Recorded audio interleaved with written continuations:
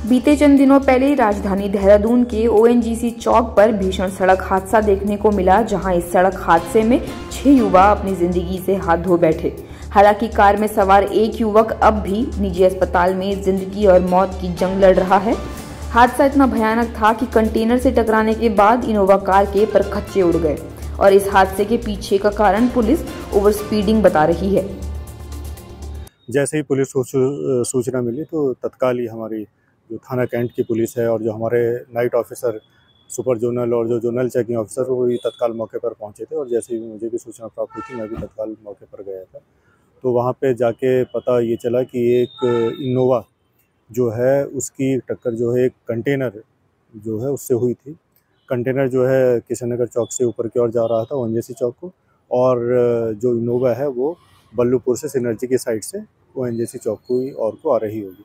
तो अंदाज़ा नहीं लगा पाया होगा ड्राइवर, काफ़ी गाड़ी भी मुझे लगता है काफ़ी स्पीड में रही होगी, तो उनको ये लगा होगा कि वो कंटेनर क्रॉस हो जाएगा और वो आगे को निकल जाएंगे, लेकिन वो अंदाज़ा थोड़ा सा गलत हुआ उनका। और कंटेनर का जो पिछला हिस्सा बैक साइड में उसमें वो इनोवा जाके टकराई और टक्कर इतनी भयानक थी कि इनोवा के भी परखच्चे उड़ गए, उनकी छत भी पूरी टूट गई।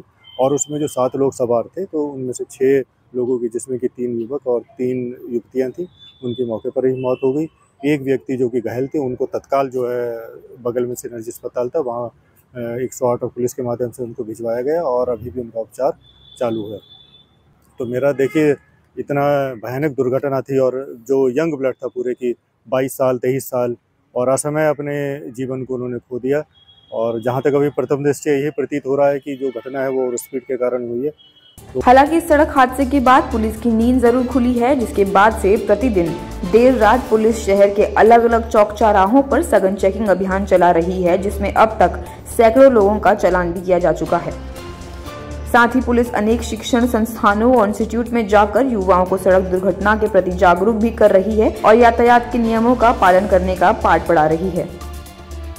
भीषण और बेहद दुखद जो एक्सीडेंट की घटना हुई थी कैंट क्षेत्र में, तो उसी के दृष्टिगत हमारे द्वारा जो है विभिन्न प्रोग्राम में और विभिन्न जो है कॉलेजेस में, खासकर हमारा जो युवा वर्ग है, जैसे कि आपको पता है कि उसमें हमारे जो हैं युवा साथी ही थे जो अपनी ज़िंदगी की जंग हार गए थे। तो उसी के संबंध में युवाओं को खासकर हम लोगों के द्वारा अपील की जा रही है, कृपया करके एक तो अपने वाहन को जो है सावधानीपूर्वक चलाएं और उतनी ही स्पीड उसकी रखें जितनी कि इमरजेंसी में आप उसको कंट्रोल कर पाएँ। इसके बाद जो दूसरा एक प्रमुख कारण आता है एक्सीडेंट होने का, ड्रंकन ड्राइविंग। जैसा कि आजकल आप देख रहे हैं कि शराब का प्रचलन ज़्यादा ही बढ़ गया है, तो उसको ड्रंकन ड्राइविंग के बाद गाड़ी को कदापि ना चलाएं। ऑब्वियस सी बात है कि जब आप शराब के नशे में रहेंगे तो सेंस में नहीं रहेंगे और गाड़ी आप कंट्रोल कदापि नहीं कर पाएंगे। तो ड्रंकन ड्राइविंग बिल्कुल ना करें। जैसे मैंने बताया कि भाई अपनी संयमित तरीके से गाड़ी को चलाएं, अपना सीट बेल्ट का प्रयोग करें, मोबाइल का इस्तेमाल ना करें, ड्रंकन ड्राइविंग ना करें और अपनी गाड़ी को ओवर स्पीड पे ना चलाएं। लेकिन बड़ा सवाल यही है कि पुलिस क्यों अब तक इस हादसे का खुलासा नहीं कर पाई है और क्यों अब तक पुलिस के पास हादसे का सीसीटीवी फुटेज नहीं है।